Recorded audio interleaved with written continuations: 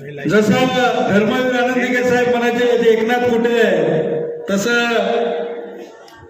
एकनाथ शिंदे साहेब म्हणतात शंभूराजे कुठे आहेत. आणि ही सगळ्यात मोठी छाप आज खऱ्या अर्थानं आपल्या सगळ्यांना आशीर्वाद देण्यासाठी इथे आलेला आहे.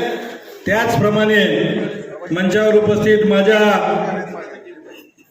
खरोखर बहीण सख्या असावी, पण माझ्या सख्या बहिणीपेक्षाही जास्त प्रेम करणाऱ्या माझ्या महाराष्ट्राची रणरागिणी वाघीण ज्योतिताई वाघमारे असतील, या सातारा जिल्ह्याचे डॅशिंग असे जिल्हा प्रमुख सन्माननीय रणजित भोसले साहेब असतील, आमचे सहसंपर्क प्रमुख आरोग्य दूत म्हणलं जातं त्यांना, ते आमचे एकनाथदादा उमळे असतील, आमचे शिवसेनेचे उपजिल्हा प्रमुख, त्यांचे इतकं डॅशिंग कोणच नाही असे विकासांना शिंदे असतील, त्याचप्रमाणे संदीप दादा असतील, आमचे मोरे साहेब असतील, खऱ्या अर्थानं सचिन जोग, सचिन गर्जेकर, आमच्या या सगळ्या टीमचं, त्याप्रमाणे आमचे दोन तालुका प्रमुख शांताराम कदम असतील, गोळे असतील, हे अतिशय धडाडीचे कार्यकर्ते, या सगळ्यांना या मंचावरती मनपूर्वक स्वागत करतो. साहेब, या सातारा जिल्ह्याचं वैशिष्ट्य आहे, या सातारा जिल्ह्यानं महाराष्ट्राला जेवढं दिलंय तेवढं कोणीच दिलं नाहीये. अगदी यशवंतराव चव्हाणांपासून, बाळासाहेब देसाई साहेबांपासून, एकनाथ शिंदे साहेबांपासून ते आताचे शंभूराज देसाई साहेबांपर्यंत या महाराष्ट्राला राजकारण्यांची खाण कोणी दिली असेल तर या सातारा जिल्ह्याने दिलेली आहे. आणि आम्हाला अभिमान आहे, एक दोन प्रभावी नेतृत्व म्हणून या सातारा जिल्ह्याचे आज आपण पाहताय. एकाने महाराष्ट्र गाजवलाय, आज शंभूराज देसाई साहेब त्यांच्याच पावलावरती पाऊल ठेवून आज सातारा जिल्ह्याचं आमचं पालकत्व करतायत. पण महाराष्ट्रामध्ये ज्यावेळी एकनाथ शिंदे साहेबांवरती कोणीही शस्त्र शब्दाचा चालवायला गेला, त्याच्यावरती फक्त शंभूराज देसाई नावाचा बाण सोडला जातो, हे तुम्हाला इथं जाहीरपणे सांगतो. तितक्याच ताकदीने साहेब, महाराष्ट्रात दोनच नेते झाले, एक स्वर्गीय सरसेनापती बाळासाहेब ठाकरे असतील आणि दुसरे एकनाथ शिंदे साहेब असतील, की गोरगरिबांच्या, प्रस्थापितांच्या विरुद्ध विस्थापितांच्या पोरांना उभं करायची कोणी ताकद ठेवली असेल ते फक्त एकनाथ शिंदे साहेबांनी ठेवलेले आहे. आज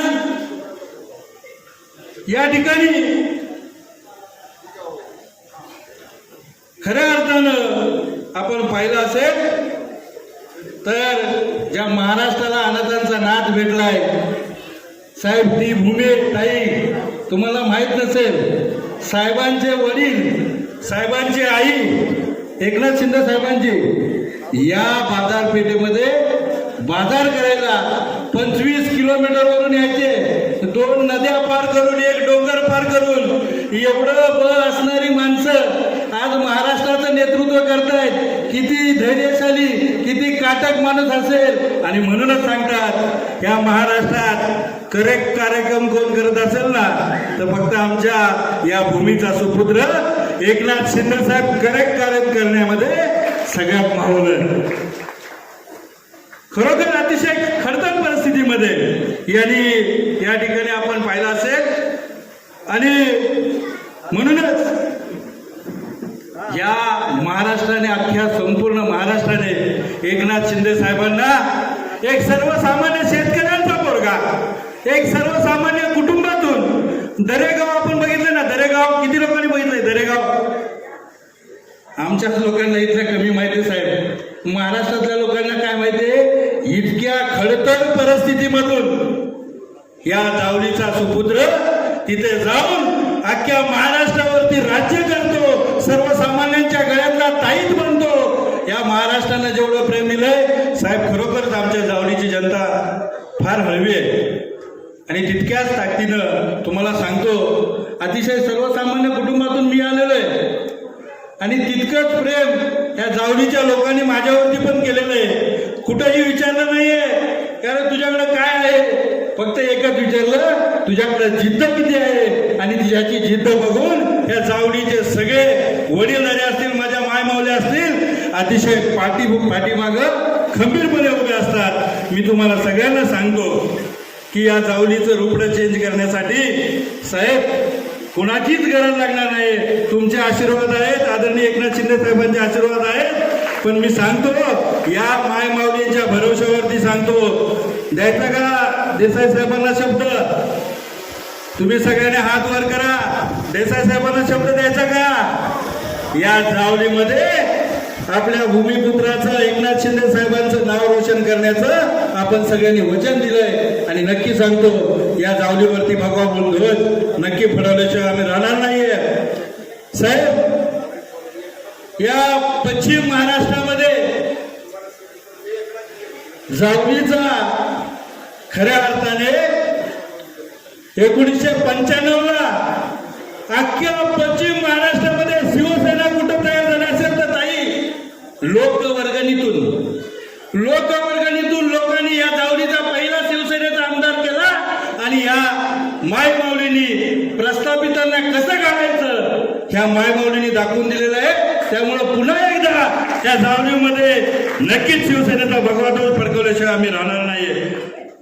आपण पाहिलं असेल की साहेब, पाटण असू द्या आणि जावली असू द्या, खऱ्या अर्थानं पाटण आणि भौगोलिक दृष्ट्या नैसर्गिक दृष्ट्या सारखा आहे. दरीखोऱ्यांचा तालुका आहे आपला.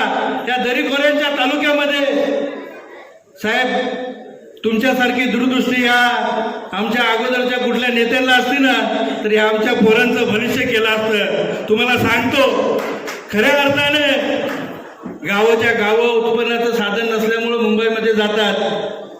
आणि 2 सन्माननीय एकनाथ शिंदे साहेब मुख्यमंत्री होते, शंभूराज देसाई साहेब आमचे कॅबिनेट मंत्री आणि आमचे मंत्री होते.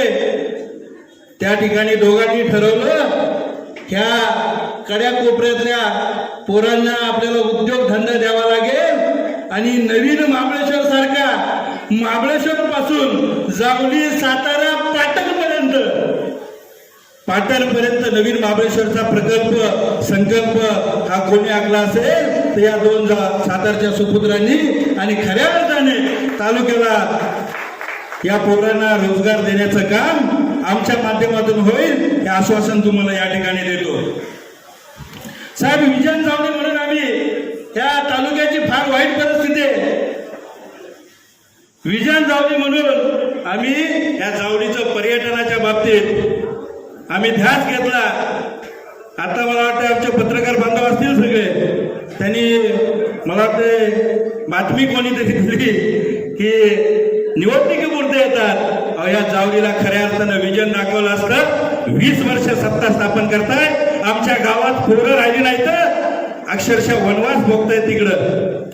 त्या नवी मुंबईमध्ये 5-5, 10-10, 15-15 हजाराच्या नोकऱ्या करतायत. साहेब, माझ्या कार्यालयाच्या समोर पोरं येतात, माझ्या डोळ्यातून पाणी येतं. आणि या पोरांना काय नक्की द्यायचं आपण? 15 हजाराच्या नोकरीमधून त्यांचं उत्पन्न कसं होणार आहे? गावाला येतं, बाबा गावाला चाललोय, 5,000 रुपयाची परिस्थिती नाही. हे आमच्या पोरांचं हाल आहे. आणि खऱ्या अर्थानं जावली विजन म्हणून काय आणलं असेल ते आमच्या या सगळ्या टीमनं आणलंय. तुम्हाला सांगतो, ह्या जावलीला विजन द्यायचं असेल तर दुसरा कुठलाही प्रकार होऊ शकत नाही पर्यटनाशिवाय. साहेब, तुम्ही पर्यटनाचे मंत्री आहात. खऱ्या अर्थानं या डोंगर दऱ्यामध्ये महाबळेश्वर पेक्षाही अतिशय चांगले पॉइंट आहेत. आणि आम्ही स्वखर्चाने, आमचे दुंदगावचे इथे ग्रामस्थ आहेत, उठा कोण आहेत का? बघा साहेब, ह्या मेघा नगरीचं उत्पन्न असेल, ही नगरपंचायत आहे ना आपली, 2 लाख उत्पन्न आहे का? किती आहे करंजेकर साहेब? 2 लाख उत्पन्न आहे का? 2 लाख उत्पन्न नाही साहेब. तुम्हाला सांगतो, ह्या पंचक्रोशीचं उत्पन्न येणाऱ्या प्रत्येक वर्षी 10 लाख रुपये उत्पन्न असेल. ह्याला म्हणतात जावली विजन. आणि खऱ्या अर्थाने इथली तीर्थक्षेत्र असतील, अक्कलकोट सारखं ठिकाणे, तिथं 5 वर्षातच आता अक्कलकोट सगळ्यांना समजलं. प्रसिद्धीच्या माध्यमातून तीर्थक्षेत्र कशा पद्धतीने डेव्हलप करायचं. आमचं बेरुलिंग असेल, प्रतिपुंडरपूर आमचं करड असेल, आमची कुसुंबीची देव असेल, इतके जबरदस्त तीर्थक्षेत्र आहे, कधी त्यांनी ढुंकून बघितलं नाहीये. आणि म्हणून सांगतो, ही तीर्थक्षेत्र असतील, हे पर्यटन क्षेत्र असेल, दुग्ध व्यवसाय असेल, याच्याशिवाय जाऊदीला पर्याय नाहीये. 25 वर्षात उभ्या आमच्या साहेब या मेढ्या नगरीमध्ये शौचालयाची परिस्थिती नाही. महिला भगिनी आमच्या आल्या ना तर शौचालय नाही इथं. कारखाना तर विषय सोडून द्या, बेकरी पण नाही आहे का? बेकरी नाही, बेकरी कारखान्याचा विषय आमचा आहे साहेब. त्या बाबतीत तुमच्यासारख्या कराडमधले जे सगळे दिग्गज आहेत तुम्हाला मानलं पाहिजे, कारण सगळी मुरब्बी लोक आहेत. आदरणीय स्वर्गीय यशवंतराव चव्हाण साहेबांपासून लोकनेते बाळासाहेब देसाई साहेबांपासून आपल्यापर्यंत. काल परवा माझा एक मित्र बेळगाववरून निघाला, म्हणलं साहेब मी तुमच्या साताऱ्यामध्ये पोहोचलोय. म्हणलं काय दिसतंय रे? म्हणलं असे ब्रिज दिसत आहेत. अरे म्हणलं ते नाहीये, ते कराड आहे. साहेब तुम्ही समजून घ्या सातारा जिल्ह्याची परिस्थिती काय आहे. तुम्ही जे कराड बनवलंय ना ते जिल्ह्याचं ठिकाण वाटतं, आणि आमच्या साताऱ्याची आटोगती कशा प्रकारे तुम्ही समजून जा. आमचं तर तुमच्या मला वाटतं तुमचे जे बाजूचे 2-3 कुठली तरी ठिकाणं आहेत ना, त्या ठिकाणा एवढं पण आमचं तालुक्याचं ठिकाण नाही. अशी परिस्थिती आहे. आणि या तालुक्याला, या जिल्ह्याला खऱ्या अर्थानं न्याय देत असेल तर कोण देणार आहे? तर या साताऱ्याच्या जिल्ह्याचे सुपुत्र आदरणीय एकनाथ शिंदे साहेब असतील, आणि आपले पालकमंत्री सन्माननीय शंभूराज देसाई साहेब असतील, यांच्या माध्यमातून आपण खऱ्या अर्थानं या न्याय देऊ शकतो. साहेब आमच्या शेतकऱ्यांची भयंकर परिस्थिती आहे. बोंडरवाडी धरणासारखा प्रकल्प असू द्या, बोंडरवाडी धरणाची अवस्था असं आहे की इथले काही लोक आहेत, तिथले लोकप्रतिनिधी आहेत, तू मानल्यासारखं करायचं, मी रडल्यासारखं करणार, धरण तर होऊन देणार नाही, आणि धरण करण्याची मानसिकताच नाही. आणि अशा परिस्थितीमध्ये आमच्या या गोरगरीब सर्वसामान्य जनतेला भुलवायचं काम चालू आहे. साहेब तुम्हाला सांगतो, पुन्हा एकदा या महाराष्ट्राचे खऱ्या अर्थानं मुख्यमंत्री एकनाथ शिंदे साहेब होतील, त्याशिवाय ह्या जावलीला खऱ्या अर्थाने न्याय मिळणार नाही. आणि म्हणून तुम्हाला सांगतो, येणाऱ्या काळामध्ये या जावलीतल्या तरुणांचा प्रश्न असू द्या. आज आपण पाहिलं असेल की साहेब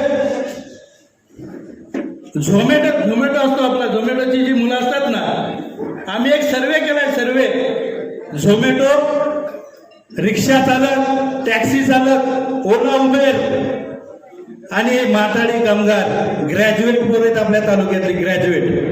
विकासाची व्याख्या काय असते? एका वर्षामध्ये धुवून जाणारा डांबराचा रस्ता, एका रस्त्यावरती डबल डांबर टाकून त्या डांबरामधले पैसे खायचे, खडी खायचे. हा काय विकासाची व्याख्या आहे का? विकासाची व्याख्या यांची फक्त आहे सभामंडप, डांबराचे रस्ते, खडी, क्रशर, माती, ह्यातनं फक्त टक्केवारी. ह्याच्या पलीकडे यांचा विकासाचा मुद्दा नाही.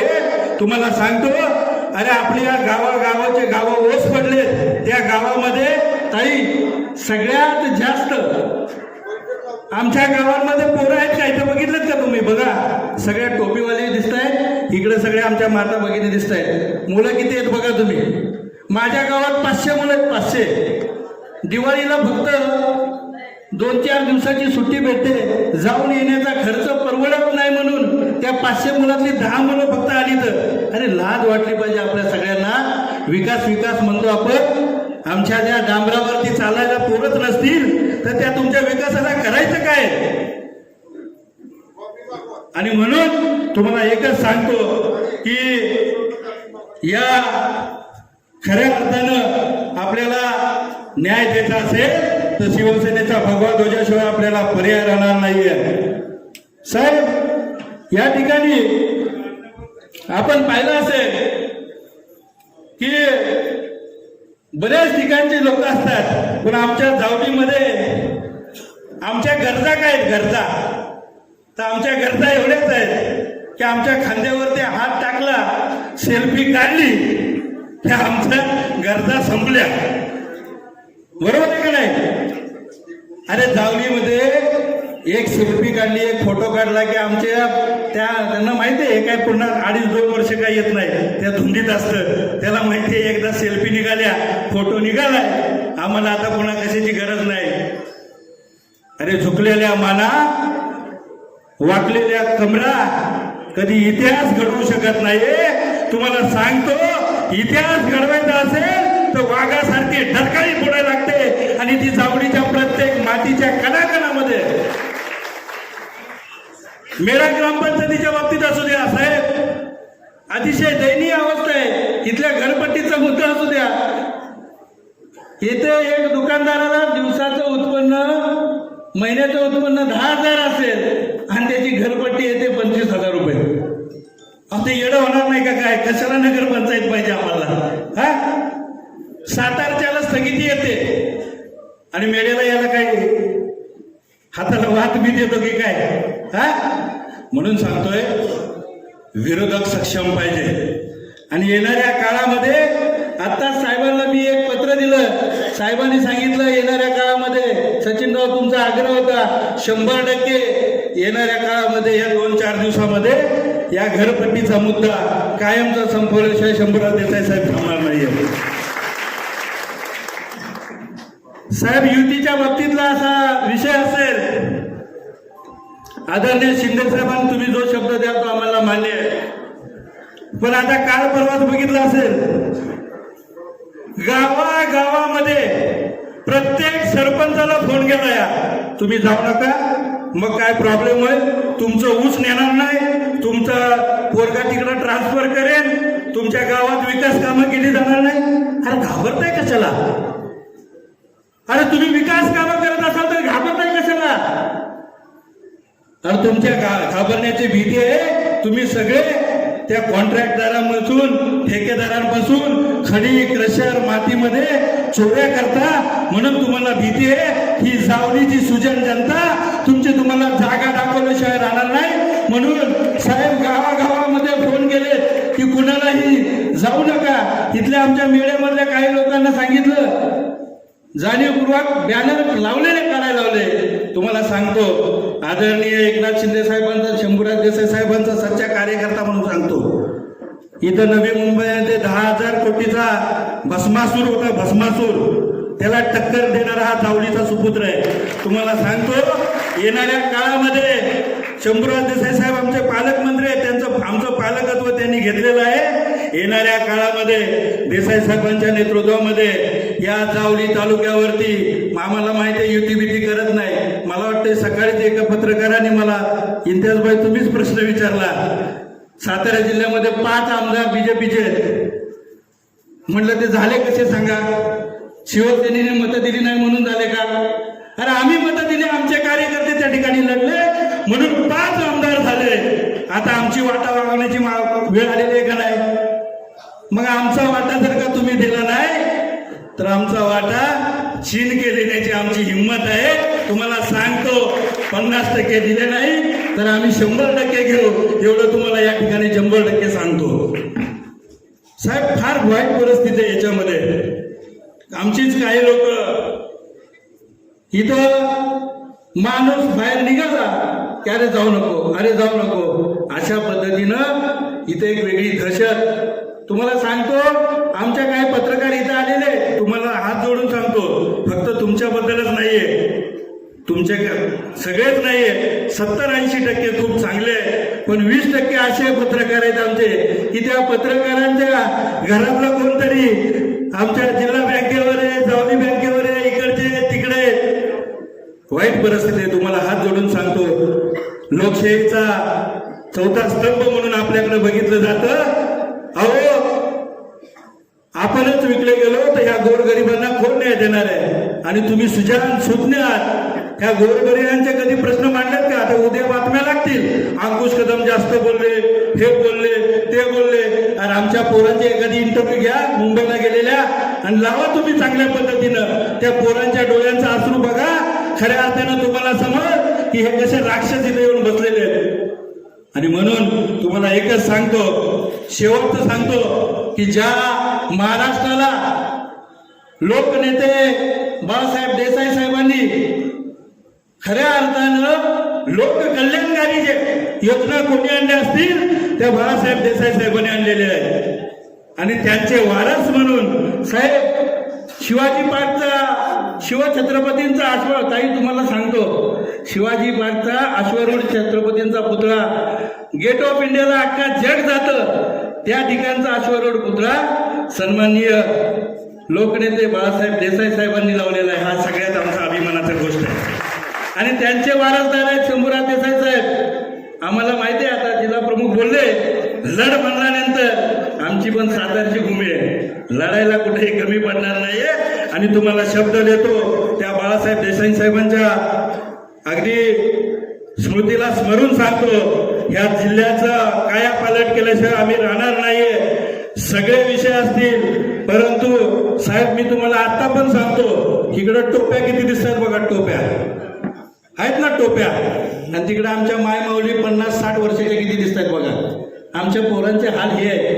अहो सणासुदाला पण पोरं येत नाहीये. तुमच्या विकासाला आग लावायची का? तुमच्या डांबरावरती चालाय पोरं नाहीत, त्यांना काय करायचंय? आमच्या सावलीचा विकास म्हणजे शंभूराज देसाई साहेबांनी आणि एकनाथ शिंदे साहेबांनी सांगितलं, हा नवीन महाबळेश्वरचा प्रकल्प ज्या दिवशी चालू होईल, प्रत्येक गावातली 50 पोरं इकडे व्यवसाय करायला येतील. हाच आमचा विकास आहे आणि आमचं विकासाचं मॉडेल आहे. आणि जाता जाता साहेब सांगतो की तुम्ही आदेश द्या, या ठिकाणी मांग के नहीं देंगे तो छीन के लेंगे, ही शेवटची घोषणा सांगतो तुम्हाला. पत्रकार बंधवांचे, या जावलीच्या सगळ्या लोकांचे मनापासून आभार व्यक्त करतो, कारण तुमच्याशिवाय ह्या सुपुत्रला खरी ताकद कोणीच दिली नाही. आणि तुम्ही जी ताकद दिली त्या ताकदीच्या जोरावरती एक जावलीचा सुपुत्र महाराष्ट्र गाजवतोय. आणि तुमच्या ताकदीवरती हे एक जावलीचा सुपुत्र जावली सातारा नवी मुंबई गाजवणार, एवढंच सांगतो आणि माझे दोन शब्द संपवतो. जय हिंद, जय महाराष्ट्र.